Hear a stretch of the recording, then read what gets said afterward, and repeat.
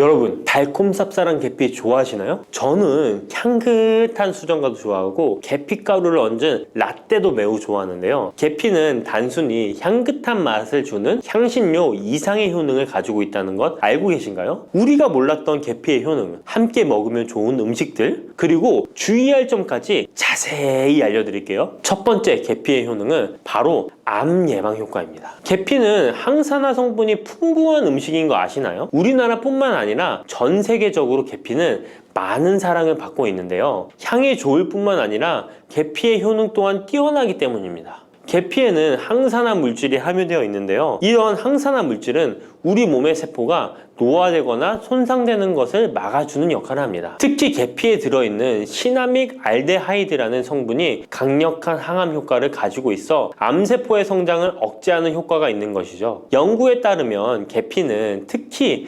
대장암이나 간암 예방에 효과적일 수 있다고 하는데요. 계피에는 항산화 물질인 폴리페놀이 풍부하게 함유되어 자유라디칼이라고 불리는 유해한 분자로부터 세포를 보호하는 역할을 합니다. 자유라디칼은 암 예방과 관련된 DNA 손상을 일으킬 수 있으므로 항산화 작용을 통해 암 예방에 도움을 줄 수 있습니다. 꾸준히 섭취하면 암 예방에 큰 도움이 될 수 있겠죠? 계피의 놀라운 효능 두 번째는 탁월한 콜레스테롤 관리입니다. 계피는 콜레스테롤 수치 조절에도 아주 유익한 식품인데요. 계피에 포함된 식이섬유와 폴리페놀 성분이 이와 같은 효능을 나타내는데 이 성분들이 혈관을 깨끗하게 유지하는데 중요한 역할을 한다고 합니다. 여러 연구에 따르면 계피에 포함된 성분들이 혈중 나쁜 콜레스테롤 LDL을 감소시키고 좋은 콜레스테롤 HDL을 증가시키는데 도움을 주고 있다고 합니다. 이는 계피에 함유된 특정 화합물이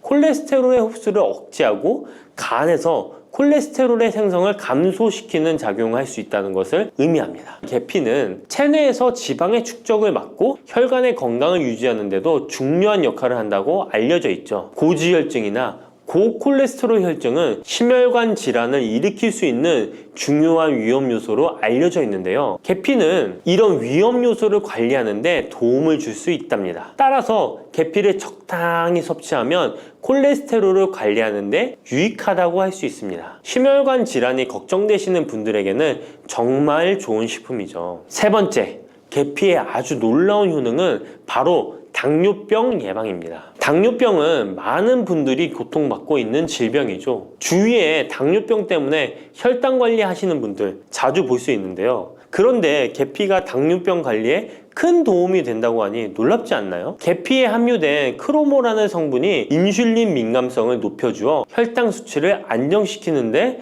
도움을 줄 수 있다고 하는데요. 연구에 따르면 계피를 꾸준히 섭취한 사람들은 식후 혈당이 급격하게 상승하는 것을 막을 수 있다고 합니다. 또한 계피에 포함된 시나믹 알데하이드 성분이 인슐린 민감도를 높여주고 혈당 수치를 안정시키는데 도움을 준다고 알려져 있죠. 이 성분이 인슐린이 더 잘 작용하도록 돕기 때문에 혈당을 효과적으로 조절하는데 도움을 주는 역할을 할 수 있습니다. 우리나라보다 더 계피를 좋아하는 인도에서 계피 섭취와 대사증후군에 관련한 실험이 진행되었는데요. 인도 델리 학교에서 진행한 실험 연구에 따르면 대사증후군이 있는 116명을 두 그룹으로 나눈 뒤 16주간 한 그룹은 계피 추출물을 섭취하고 다른 한 그룹은 계피가루가 들어있다고 속인 가짜 약을 섭취하게 했는데요. 16주 뒤 확인했더니 계피 추출물을 먹은 그룹은 가짜 약을 먹은 그룹에 비해 대사증후군에 악영향을 주는 체중, 혈당, 콜레스테롤 등의 수치가 개선되었다고 합니다. 참으로 놀랍죠. 물론 계피를 꾸준히 섭취하는 것만으로도 당뇨병을 완전히 예방할 수 있는 것은 아니지만 식이요법에 포함시킬 수 있는 좋은 재료라는 점은 분명합니다. 네 번째,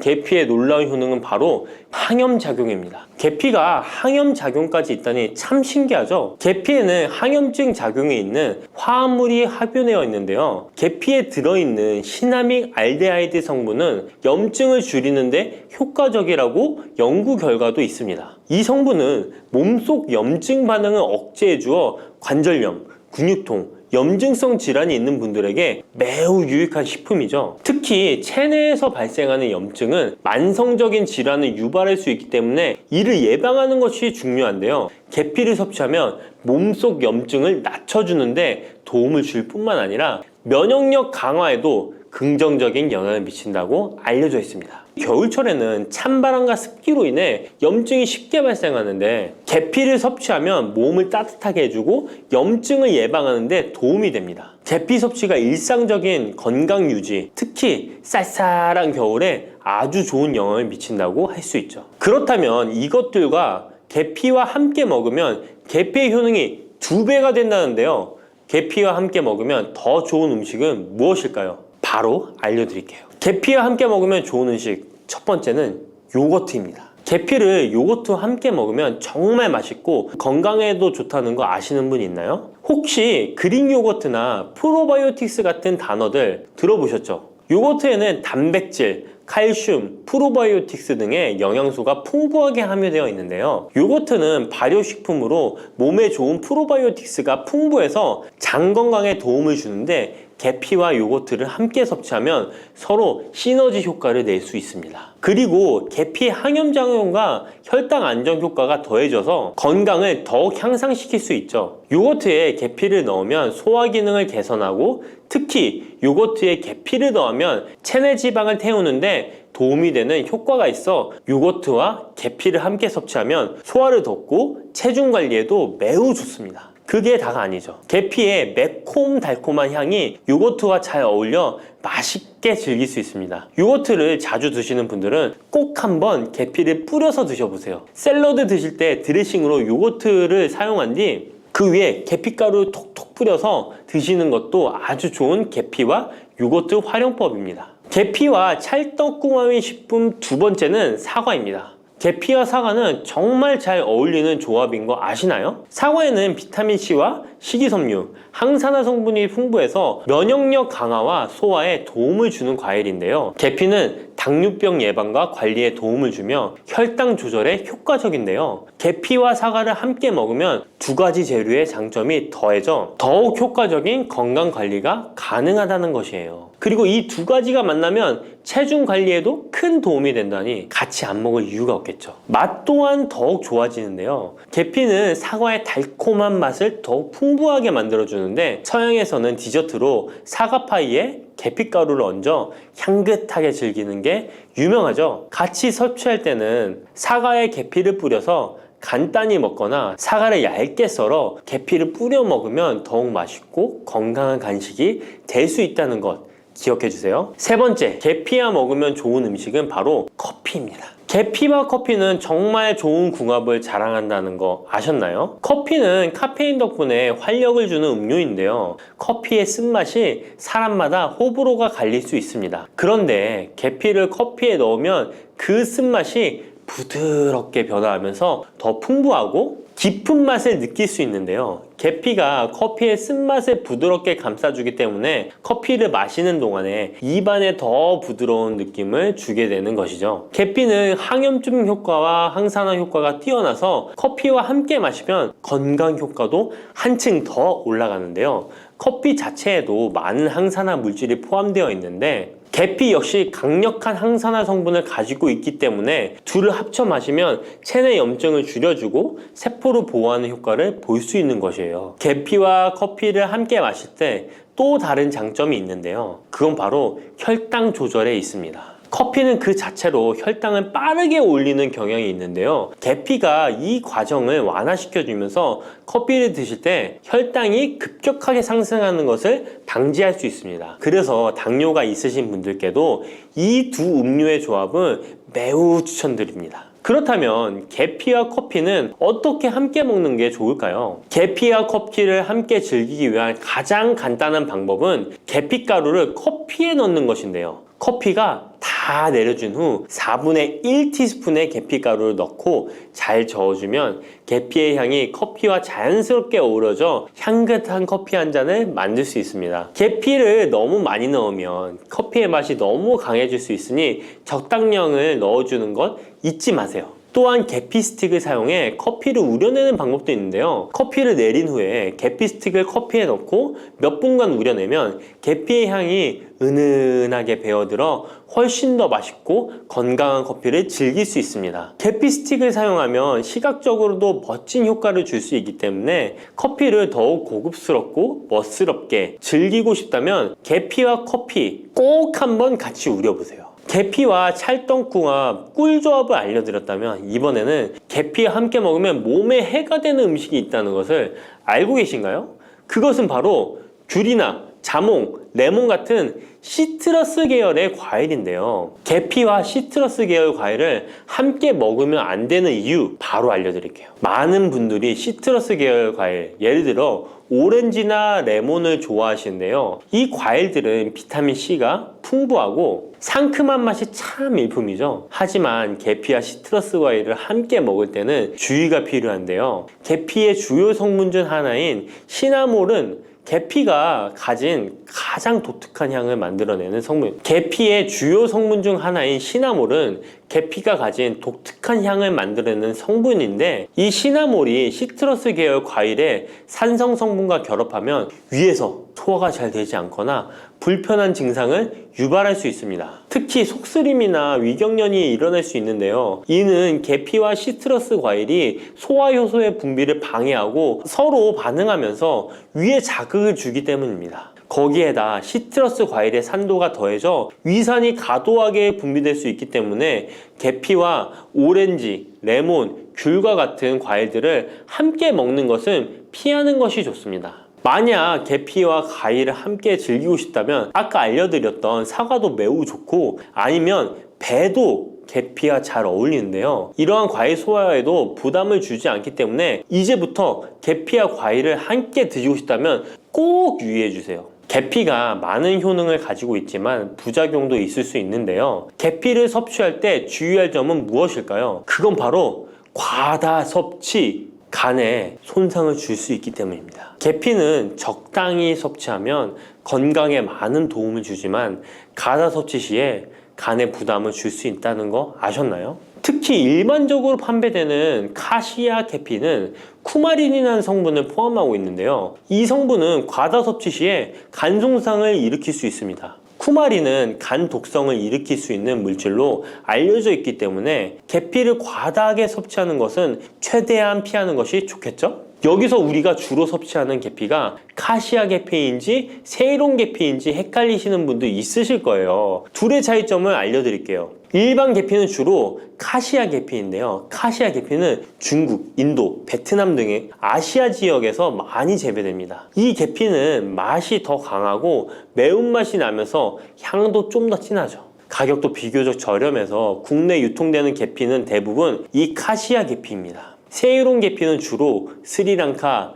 인도의 일부 지역에서 자주 자생하는데요. 이 세이론 계피는 쿠마린의 함량이 매우 적답니다. 그래서 세이론 계피는 일반 계피보다 상대적으로 많이 섭취해도 건강에 부담이 적다는 것이죠. 세이론 계피는 향도 더 섬세하고 가벼운 느낌을 준다는 건데요. 세이론 계피는 더 희귀하고 가격이 비싸고 고급 계피로 취급되며 주로 건강식품이나 고급 요리에 사용됩니다. 앞서 말했듯이 우리가 쉽게 구할 수 있는 계피는 카시아 계피인데요. 그래서 섭취할 때는 보통 하루에 1에서 2g 정도 섭취하는 것이 안전한 양으로 권장되고 있고, 과다 섭취로 계피의 부작용을 경험하고 싶지 않으시다면 계피를 섭취할 때는 적당량을 지키는 것이 중요합니다. 꼭 기억해 주세요. 녹두는 이렇게 드셔야 당뇨가 예방되고 혈당이 쑥 떨어집니다. 한의학에서는 약으로 사용할 정도로 약효가 뛰어난 식재료가 녹두입니다.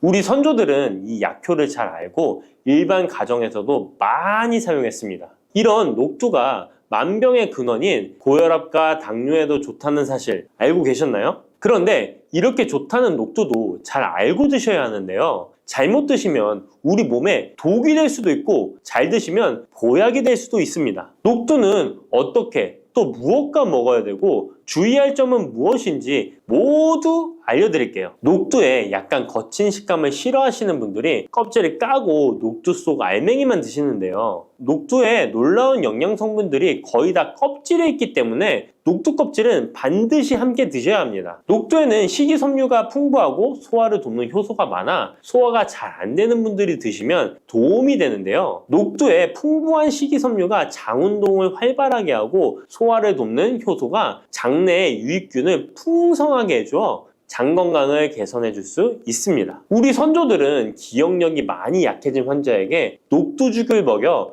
몸을 회복시켜 주었는데요. 그만큼 몸이 약해진 환자들의 몸에도 흡수가 잘 될 만큼 녹두가 우리 몸에 좋다는 것이죠. 놀랍게도 녹두에는 마그네슘, 칼슘과 같은 미네랄 성분들도 풍부한데요. 이 풍부한 칼슘은 골다공증을 예방하고 뼈를 튼튼하게 하는 효과가 있습니다. 칼슘이 뼈를 이루는 주성분인 것은 잘 알고 계시죠? 마그네슘은 이런 필수 미네랄인 칼슘의 흡수를 도와주기 때문에 녹두가 뼈 건강에도 놀라운 효능을 발휘할 수 있는 것입니다. 그런데 녹두는 성질이 차기 때문에 몸이 찬 분들은 주의해서 드시는 게 좋은데요. 이 때문에 녹두의 껍질을 벗기고 드시는 분들이 있습니다. 하지만 마늘과 함께 드신다면 몸이 찬 분들도 조금 더 편안하게 녹두를 드실 수 있습니다. 마늘의 따뜻한 성질이 녹두의 찬 성질을 중화시켜주기 때문이죠. 이뿐만 아니라 마늘이 대표적인 항암식품인 사실은 알고 계시잖아요. 마늘에는 S알리시스테인과 알리신이라는 성분이 풍부해서 암세포를 억제하고 사면시켜주는 효능이 있습니다. 또한 강력한 항산화 성분인 폴리페놀이 많이 들어있어서 나쁜 콜레스테롤의 성장을 막아 혈관을 깨끗하게 만들어주기 때문에 심혈관 질환에 매우 탁월하답니다. 이뿐만 아니라 체내 지방의 대사를 촉진하여 지방 분해를 통해 체지방을 제거하고 비만을 예방하는 효능까지 있는 놀라운 식품이죠. 그래서 마늘을 녹두와 함께 드시면 시너지 효과가 있기 때문에 우리 몸에 보약이 될 수 있습니다. 마늘과 녹두를 함께 먹을 수 있는 가장 간단한 방법은 마늘 녹두밥을 지어 먹으면 되는데요. 녹두를 물에 충분히 불려서 밥을 하시면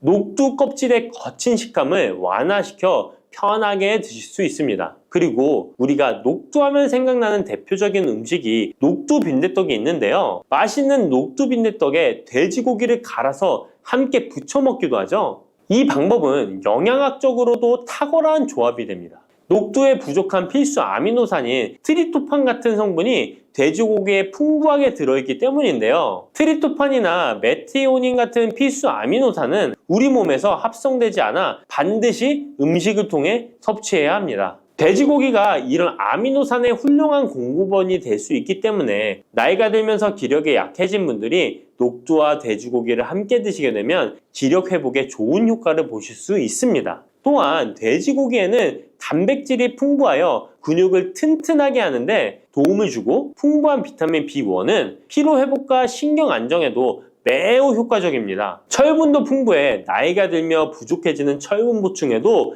효과를 볼 수 있고 필수 지방산인 리놀렌산이 많아 동맥경화와 고혈압 같은 성인병의 예방, 아연, 셀레늄, 비타민 B6 등의 영양소가 면역력을 강화하는 데에도 도움을 줍니다. 녹두는 또한 혈당을 낮춰주고 인슐린 감수성을 높여주는 효능이 있어서 당뇨 관리에도 너무 좋은 식품인데요. 풍부한 식이섬유는 소장에서 당의 흡수를 지연시켜주고 다양한 미네랄과 비타민이 당뇨로 인한 합병증을 예방하는 데에도 좋은 효능이 있습니다. 이때 팥과 함께 드시면 이런 효과들이 매우 높아집니다. 팥은 강력한 항산화 성분인 안토시아닌이 풍부해서 혈관의 활성산소를 제거해주고 혈관세포의 손상을 예방해줘서 혈관을 깨끗하고 건강하게 해줄 수 있습니다. 2014년에 발표된 한 연구에서 팥을 섭취하는 것이 2형 당뇨병 환자의 혈당 수치와 인슐린 저항성을 개선하는 데 도움이 되는 것으로 보고됐습니다. 이 연구에서는 4주 동안 매일 팥을 섭취한 결과 당뇨 환자들의 공복 혈당 수치가 평균 19.5% 감소하였고 인슐린 저항성이 감소하는 결과를 볼 수 있었습니다.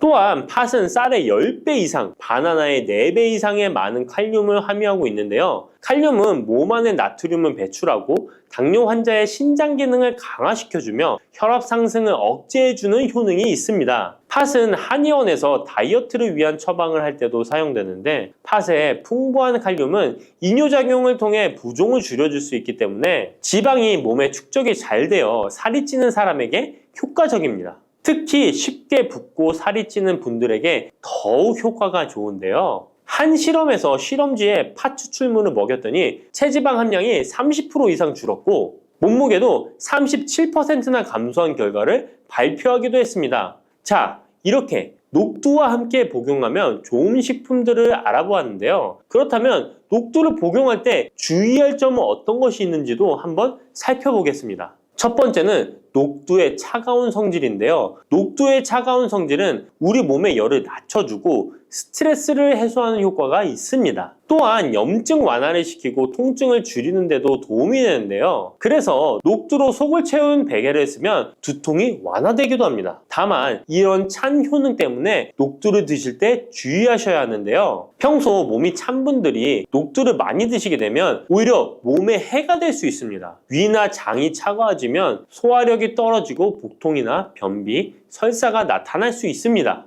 이런 분들이 녹두를 드시려면 앞에서 알려드린 대로 마늘과 함께 드셔보시기 바랍니다. 그리고 두 번째 주의할 점은 바로 녹두의 강력한 해독작용입니다. 녹두의 해독작용은 우리 몸의 중요한 장기 중 하나인 간에 많은 도움을 주는데요. 간은 우리 몸의 독소를 해독하는 역할을 맡고 있는데 녹두가 이런 간의 해독 기능을 도와주게 됩니다. 녹두의 풍부한 단백질과 펩타이드는 간 해독작용에 필요한 글루타치온의 원료를 공급해주며 체내의 중금속과 독성물질과 결합하여 몸 밖으로 내보내는 역할을 하게 됩니다. 특히 중금속 해독 연구에서는 납, 카드뮴 등의 흡수를 억제하거나 배출을 도와서 독성 완화 효과를 보여주기도 했습니다. 하지만 이런 효과가 우리가 보약을 복용하는 경우에는 상극이 될 수 있습니다. 보약의 효과가 녹두의 해독작용 때문에 많이 사라져버릴 수 있기 때문입니다. 그래서 한의원에서 한약을 지으면 녹두나 숙주나물을 먹지 말라고 얘기하는 겁니다.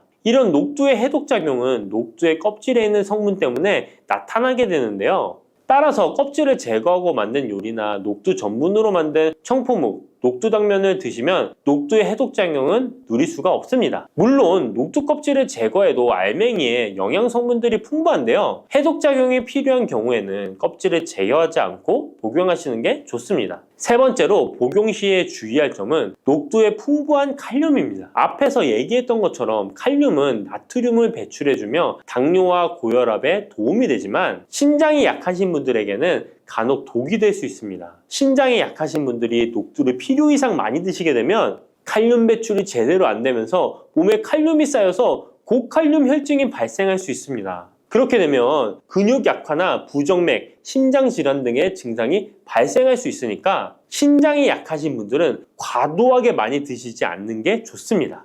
들깨를 이렇게 드시면 당뇨와 혈당이 싹 사라지고 치매도 예방할 수 있어요. 들기름, 들깨하면 무엇이 생각나시나요?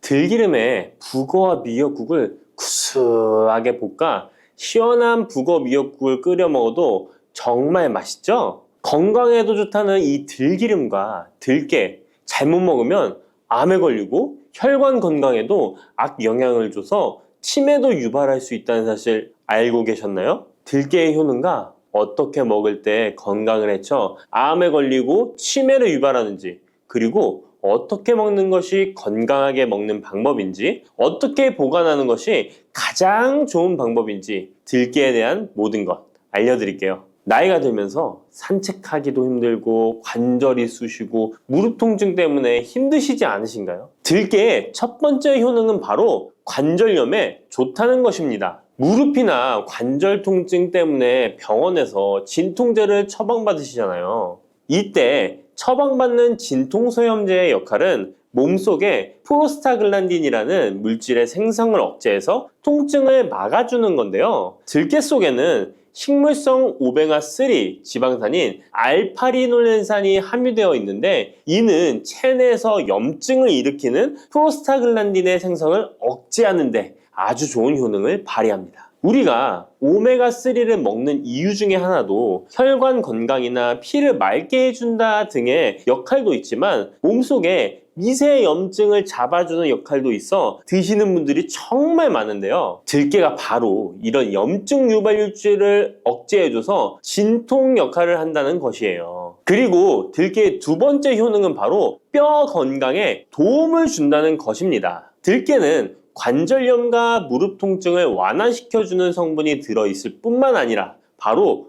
뼈 건강에도 도움을 주는 식품인데요. 바로 칼슘 함량이 높기 때문입니다. 들깨의 100g에는 390mg 정도 되는 칼슘이 함유되어 있어 뼈 건강에 아주 도움을 줄 수 있는 좋은 식품이기도 합니다. 그래서 뼈 건강에 아주 도움을 줄 수 있는 좋은 식품이기도 합니다. 그래서 들깨를 꾸준히 섭취하면 골다공증 예방에도 참 좋은데요. 골다공증은 중년 이후 노화가 진행될 때 영양 불균형이 생기면서 많이 발병하게 되는데요. 여성의 경우 폐경 이후에 골밀도가 많이 감소해서 골다공증이 발생하는 경우가 많습니다. 노인의 골반 골절은 65세 이상은 30%가 1년 내에 사망하고 80세 이상은 50%가 2개월 내에 사망할 수 있으므로 노인의 뼈에 대한 관리는 매우 중요한데요. 골다공증의 관리는 뼈 건강을 유지하고 골절 위험을 줄이기 위해 중요합니다. 뼈 건강을 위해 들깨 꾸준히 섭취하는 게 좋겠죠?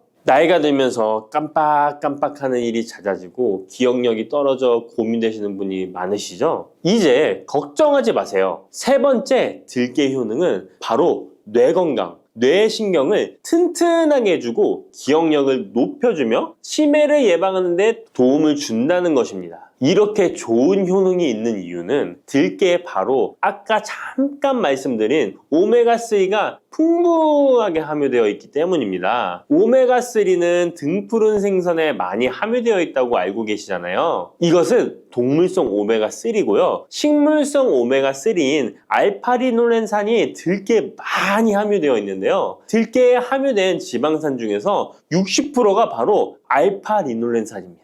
이 알파리놀렌산은 뇌신경 보호에 탁월한 효과가 있는데요. 어떻게 뇌신경을 보호하느냐? 뇌신경에 염증을 일으켜 망가뜨리는 사이토카인이라는 물질이 있는데요. 이런 사이토카인 물질의 분비를 감소시키고요. 또 알츠하이머 치매 환자의 뇌에 많이 발견되는 비정상적인 단백질인 베타 아밀로이드도 바로 이 알파리놀렌산이 감소시키기 때문입니다. 참치에 많이 함유되어 있다는 DHA 들어보셨죠? DHA가 바로 대표적인 뇌기능 강화 물질인데요. 이 DHA가 기억을 높이는 데 도움을 주고 학습 능력 또한 좋게 하는데요. 이 DH는 체내에 합성되지 않아 식품으로 섭취를 해야 합니다. 들깨에 함유된 알파리놀렌산이 흡수될 때 바로 이 DHA로 전환이 됩니다. 어린이 전용 오메가3 같은 경우도 성인보다는 EPA보다 DHA 함유량이 높은 영양제도 많죠? 들깨가 뇌신경, 뇌 건강에 좋은 이유가 바로 이겁니다. 네 번째 들깨의 효능은 심장을 건강하게 하고 뇌혈관의 노화를 막아주는데 도움을 준다는 것입니다. 알파리놀렌산이 체내에 흡수될 때 DHA로 변환된다고 했잖아요. 그뿐 아니라 바로 EPA로도 변환이 되는데요. 이 EPA가 어떤 역할을 하냐면 바로 혈소판 응집을 억제해 혈관에 혈전이 생기는 것을 방지하는 효능이 있습니다. 그리고 혈관을 튼튼하게 하는 효능과 혈액의 중성지방과 나쁜 콜레스테롤인 LDL을 낮추고 좋은 콜레스테롤인 HDL을 높여주는 역할도 합니다. 미국의 심장협회에서는 허혈성 뇌졸중, 심장마비로 인한 돌연사, 관상동맥 질환 등의 위험을 감소시키기 위해 매주 1에서 2회 이상 오메가3 지방산이 풍부한 등푸른 생선을 섭취하는 것이 도움을 준다고 발표했습니다. 그런데 이 오메가3 지방산의 함량을 살펴보면 100g당 오메가3 지방산의 함량이 연어에는 11.5g, 고등어에는 9.9g, 들깨에는 무려 63.1g이나 함유되어 있습니다. 정말 많이 함유되어 있죠? 들깨에는 연어에 비해 5배 이상 들어있다는 것입니다. 들깨를 꾸준히 드셔서 혈관도 건강하게, 심장도 튼튼하게 유지하시기 바랍니다. 5번째 들깨의 효능은 바로 변비에 좋다는 것입니다. 들깨의 껍질에는 식이섬유가 풍부한데요. 들깨 100g에는 18g 정도로 풍부한 식이섬유가 함유되어 있습니다. 이 식이섬유는 장내에서 수분을 흡수하게 되는데요. 수분을 흡수하여 대변을 무르게 하고 장 운동도 촉진하여 변비를 예방하는 데 도움을 주는 것입니다. 또한 불포화 지방산이 풍부한데요. 들깨에 함유된 리놀렌산이 대장의 염증을 억제해주고 변비로 인해 발생할 수 있는 대장질환 또한 예방하는 데 도움을 줄 수 있습니다. 6번째 들깨의 효능은 바로 췌장을 건강하게 하는데 도움을 준다는 것입니다. 들깨에 풍부하게 함유된 루테올린이라는 성분이 있는데요. 이 성분이 몸 안에서 인슐린에 대한 반응도를 높이는 기능을 합니다. 이게 무슨 말이냐면 췌장에서 인슐린을 조금만 분비하게 돼도 몸 안에서 이 인슐린이 작용을 잘해서 혈당이 급격히 올라가는 것을 막아주고 이렇게 되면 췌장에서 인슐린 분비를 줄일 수 있겠죠. 이렇게 췌장의 부담을 많이 덜어줄 수 있다는 것입니다. 루테올린을 통한 인슐린 반응도가 높아지면 당뇨도 예방할 수 있고 혈당 조절에도 많은 도움을 받을 수 있는 것입니다. 7번째 들깨의 효능은 알레르기성 질환을 예방하는데 도움을 주는 것입니다. 들깨에 오메가3 지방산이 많이 함유되어 있다고 했잖아요. 이 오메가3 지방산이 염증을 억제하고 면역력을 강화시키는 효과가 있어서 알레르기 증상을 예방하고 완화시키는데 도움을 줄 수 있는 것입니다. 그리고 또 비타민 E가 풍부하게 함유되어 있는데요. 비타민 E는 항산화 작용에 뛰어나고 알레르기 반응을 일으키는 물질인 히스타민의 분비를 억제하는 효과가 있습니다. 알레르기에 처방받는 항히스타민제와 비슷한 기전이라고도 어찌 보면 볼 수 있겠죠. 8번째 들깨의 효능은 빈혈에 좋다는 것입니다. 들깨 100g에는 철분이 약 14mg 정도로 함유되어 있는데요. 이는 시금치의 약 2배에 해당됩니다. 시금치보다도 철분 함량이 높아 빈혈에 도움을 줄 수 있는 것이고 그뿐만 아니라 들깨에 함유된 비타민 B1, 2는 조혈작용을 도와주는데요. 조혈작용이란 혈액 속의 혈구를 만들어내는 과정을 말합니다. 빈혈이 있는 분들이 들깨를 꾸준히 드신다면 빈혈을 개선하는데 많은 도움을 받을 수 있는 것이죠. 자, 그런데 이렇게 좋은 들깨도 가장 취약한 단점이 있습니다. 그것은 바로 열에 약하고 쉽게 산패된다는 것입니다. 일반적으로 통들깨보다는 들기름으로 많이들 섭취하게 되시는데요. 이 들기름을 짤 때의 방법이 중요합니다. 보통은 200도 이상으로 들깨를 달달 볶아서 기름을 짜게 되는데요. 이때 몸에 좋은 오메가3 지방산이 대부분 파괴가 됩니다. 그래서 들기름을 드실 때는 저온에서 압착한 기름을 사용하시는 것이 좋습니다. 저온에서 압착한 기름은 제가 하단 링크에 있으니까 잘 구경해 보세요. 저온 압착유 또는 생들기름이라고도 하는데요. 이 기름을 요리에 사용할 때에도 열에 오랫동안 가열하지 마시고 요리가 끝나갈 무렵에 들기름을 넣어주시거나 먹기 직전에 드레싱을 하여 드시는 것이 좋습니다. 들기름은 또한 산패가 쉽게 되는데요. 들기름이 산패되면 벤조피렌이 생성되게 되는데 이게 1급 발암물질입니다. 산패된 들기름을 지속적으로 드시게 되면 발암물질을 계속 먹게 되는 것이죠. 그래서 들기름의 사용기한을 지켜주시는 것이 좋은데요. 보통은 2달 이내로 드시는 것이 좋고 개봉을 하셨다면 1달 이내에 소비하시는 것을 권장드립니다. 보관 방법도 정말 중요한데요. 신문지나 검은 비닐 등으로 감싸서 빛을 차단하고 밀봉한 상태에서 반드시 냉장 보관하시기 바랍니다. 만약 실온에 두신다면 들기름의 산패는 급속히 진행되기 때문입니다. 그런데 이 들기름을 오래 보관할 수 있는 방법도 있는데요. 그것은 참기름과 섞어서 보관하시는 것입니다. 참기름에는 비타민 E와 세사몰이라는 성분이 있는데요. 이 성분이 산패를 막아주는 데 도움을 줍니다. 이 세사몰이라는 성분은 참기름을 고온에 볶거나 기름을 짜는 과정에서 생성되는 물질인데요. 이 때문에 다른 기름에 비해 참기름이 산패가 느리고 지속성이 좋은 것이죠. 그래서 들기름과 참기름을 7:3 또는 8:2 정도로 섞어서 보관하시면 조금 더 오래 보관하실 수 있습니다. 그런데 들깨를 기름으로 드시게 되면 들깨 껍질을 섭취할 수 없는데요. 들깨 껍질에 몸에 좋은 식이섬유와 대표적인 항산화 물질인 폴리페놀 성분들을 다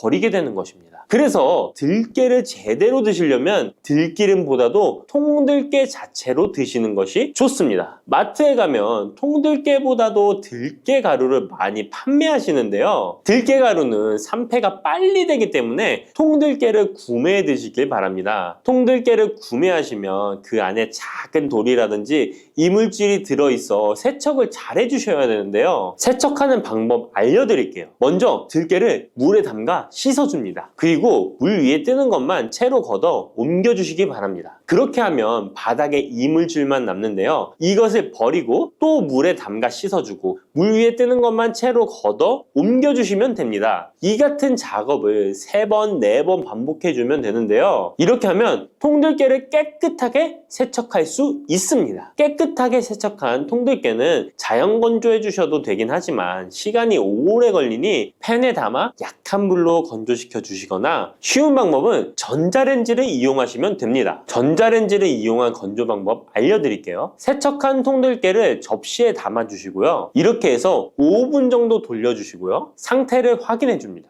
아직 덜 건조되었을 거예요. 한 번에 오랜 시간 전자레인지에 돌리면 들깨가 탈 수 있으니까 이렇게 5분 정도씩 돌려가며 상태를 확인해 주면서 완전히 건조될 때까지 이 작업을 해주시면 됩니다. 완전히 건조된 통들깨는 그냥 스푼으로 떠서 드셔도 되고요. 먹을 만큼씩 믹서기에 갈아서 음식에 넣어 드셔도 되고 통들깨 자체로 음식에 넣어 드셔도 됩니다. 이렇게 하시면 들깨를 산패되지 않은 상태로 신선하고 건강하게 버리는 것 없이 드실 수 있습니다. 미역과 이것 함께 드시면 당뇨가 사라지고 치매가 예방됩니다. 평소 무심코한 이 행동 때문에 암과 치매에 걸릴 수 있습니다. 미역에는 풍부한 영양 성분이 있어 당뇨 예방, 골다공증, 심혈관 질환 예방, 암 예방 등 다양한 효능을 갖고 있기도 하죠. 그렇다면 미역은 어떻게 먹어야 암과 치매에 안 걸리고 우리 몸을 건강하게 만드는 보약이 될 수 있을까요? 미역국 끓일 때 고소한 들기름에 미역을 달달 볶아서 끓여 먹으면 정말 맛있잖아요. 그런데 절대로 미역을 볶을 때 들기름을 넣고 조리하시면 안 됩니다. 들기름은 오메가3 지방산과 혈관의 콜레스테롤을 제거하고 노폐물을 배출하여 혈관을 건강하게 해줍니다. 또한 동맥경화를 방지하여 심혈관 질환을 예방하고 뇌신경을 활발하게 하여 치매 예방에도 좋은 효능이 있습니다. 그런데 들기름은 다른 점이 낮아 열을 가하게 되면 산패가 되어 좋은 성분은 없어지고 1급 발암물질인 벤조피렌이 생성됩니다. 벤조피렌은 암을 발생시킬 뿐만 아니라 뇌 분비계의 장애를 일으키고 뇌 건강에 악영향을 주는 정말 위험한 물질입니다. 건강에 좋은 줄 알고 넣은 들기름 때문에 오히려 건강을 해치는 독을 먹는 상황이 되는 거죠. 들기름은 미역국을 다 끓인 다음에 마지막에 한 스푼 넣어 드시면 들기름의 효능과 고소한 맛을 온전히 누릴 수 있습니다. 미역과 함께 드시면 절대 안 되는 두 번째 음식은 바로 대파입니다. 다른 국이나 찌개를 끓일 때는 파를 꼭 넣는데 유독 미역국을 끓일 때는 왜 파를 넣지 않는 걸까요? 그 이유는 미역과 대파 둘 다 알긴산이라는 성분이 있는데 이 알긴산은 미끌거리는 식감이 있습니다. 함께 드시게 되면 식감이 나빠지는 이유도 있지만 식감보다도 더 중요한 이유가 있습니다. 대파에는 인과 유황 성분이 있는데요. 미역과 대파를 함께 드시게 되면 대파 안에 인과 유황 성분 때문에 미역에 함유된 칼슘의 흡수를 방해받게 됩니다. 미역에는 칼슘이 엄청나게 많이 들어있는데요. 미역에 함유된 칼슘의 함량은 100g당 960mg이고요. 우유에 함유된 칼슘의 함량은 100g당 105mg입니다. 우유보다 9배 정도나 더 많다는 것이죠. 성인 기준 하루 칼슘의 권장 섭취량이 600mg에서 700mg 정도인데요. 미역국을 한 그릇만 드셔도 충분히 섭취하실 수 있는 양입니다. 우유를 소화 못 시키는 분들이 칼슘을 섭취하기 위해서는 미역이 정말 좋은 식품이 되는 거죠. 이렇게 많은 칼슘은 우리 몸의 뼈를 튼튼하게 해주고 골다공증 예방에 도움을 주는데요. 이 골다공증 예방은 50대 이후의 여성분들에게는 정말 중요한 효능입니다. 골다공증으로 인해 골반뼈가 골절이 될 경우에 65세 이상은 30%가 1년 내에 사망하고 80세 이상은 50%가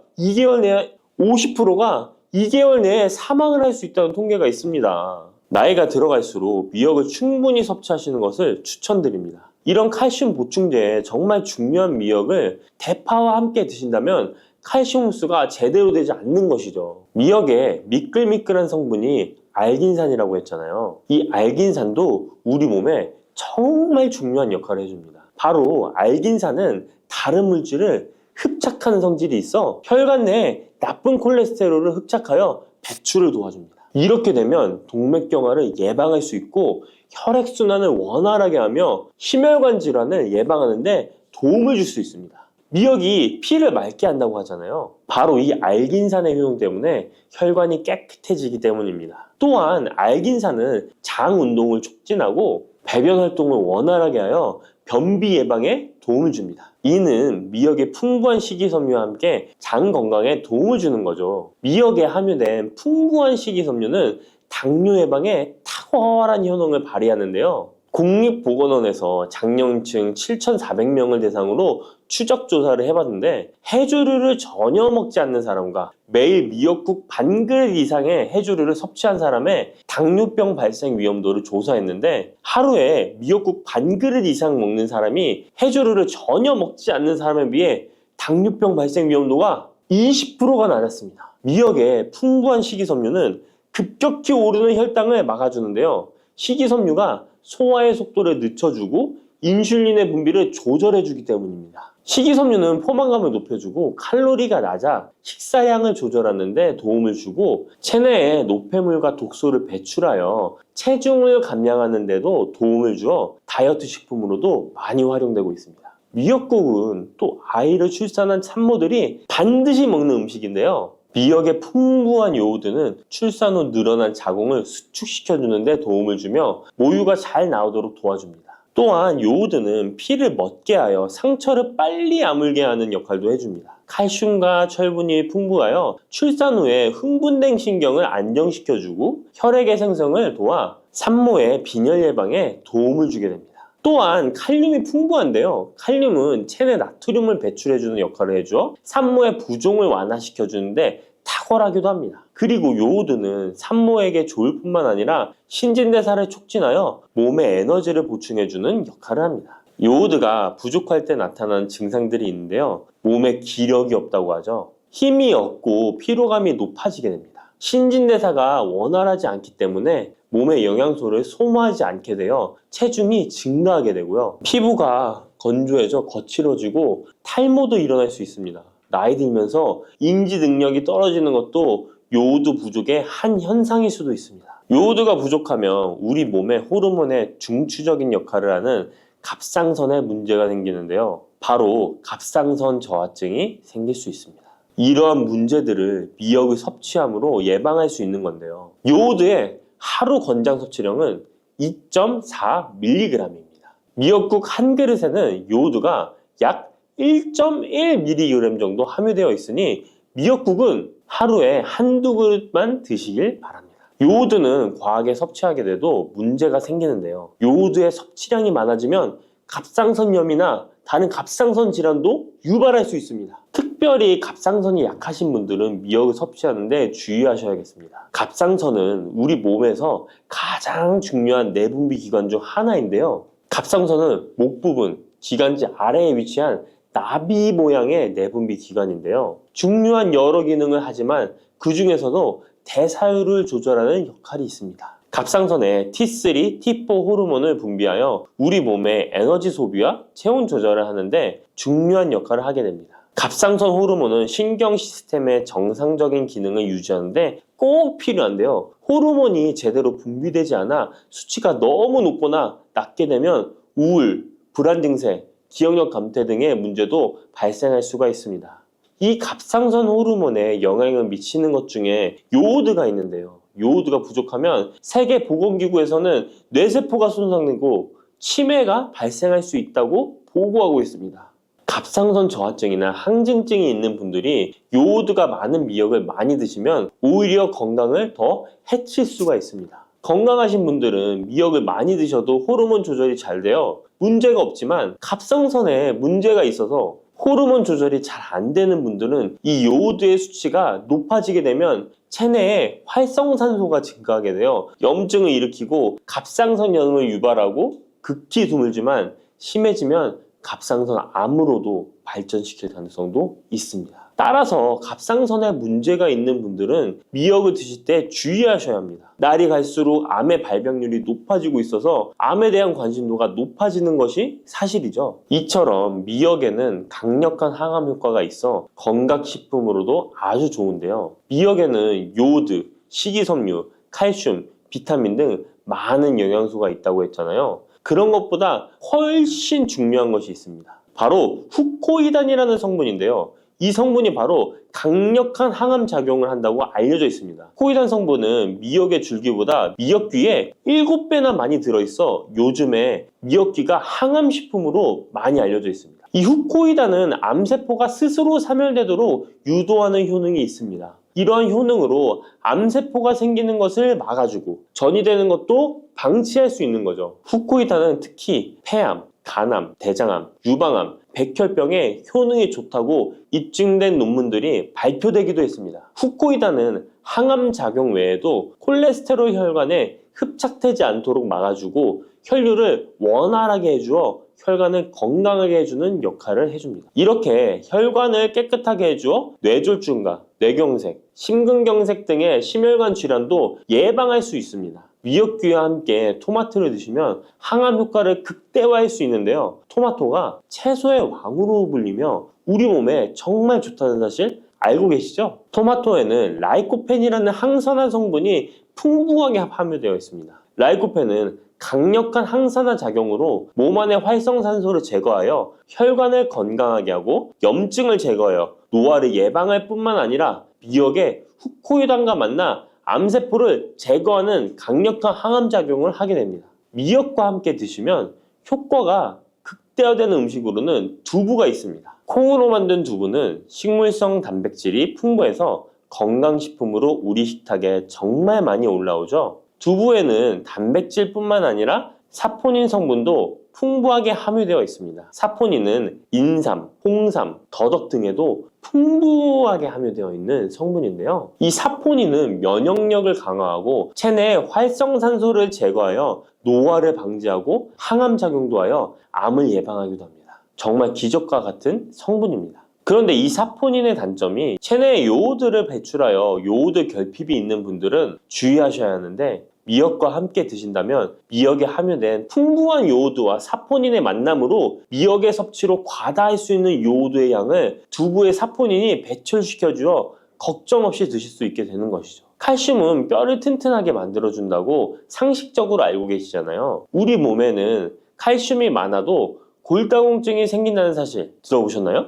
칼슘이 풍부한 우유를 많이 마시는 덴마크나 스웨덴 같은 나라에서 골다공증이 많다고 합니다. 오히려 많은 칼슘이 오히려 혈관이나 심장에 쌓여서 석회화를 일으켜 건강을 해치게 되는데요. 그렇다고 칼슘이 많은 음식을 안 먹을 수도 없고 어떻게 해야 할까요? 걱정하지 마세요. 해결책 바로 알려드릴게요. 그것은 바로 계란과 함께 드시면 해결됩니다. 계란에 들어있는 다양한 영양 성분이 오스테오칼신이라는 단백질을 활성화시켜 주는데 이 단백질은 뼈를 강화하고 칼슘이 뼛속으로 제대로 흡수할 수 있도록 도와줍니다. 이 오스테오칼신을 활성화해주는 역할을 하는 게 비타민 K2인데 우리나라에서는 허가가 늦게 나서 그동안 정식으로 섭취 못했던 비타민 K2도 지금은 허가가 나서 요새 영양제를 보면 칼슘과 마그네슘, 비타민 D와 비타민 K까지 같이 들어있어 칼슘의 흡수를 더욱 용이하게 만들어주는 영양제도 쉽게 찾아볼 수 있습니다. 그런데 이렇게 칼슘을 아무리 많이 섭취해도 흡수가 안 돼 그대로 혈관에 남게 되면 쌓이고 쌓여서 석회화를 유발시킬 수 있겠죠. 이처럼 미역과 계란을 함께 섭취하면 칼슘의 흡수를 도울 뿐 아니라 우리 몸의 pH 균형을 잡아주는 데도 중요한 역할을 해줍니다. 미역은 알칼리성 식품이고 계란은 산성 식품으로 같이 섭취하면 약알칼리성 상태로 유지시켜줍니다. 게다가 소화에도 좋고 미역은 단백질과 잘 어울리니 계란과 함께 먹으면 소화도 잘 되고 우리 몸의 흡수도 잘 된답니다.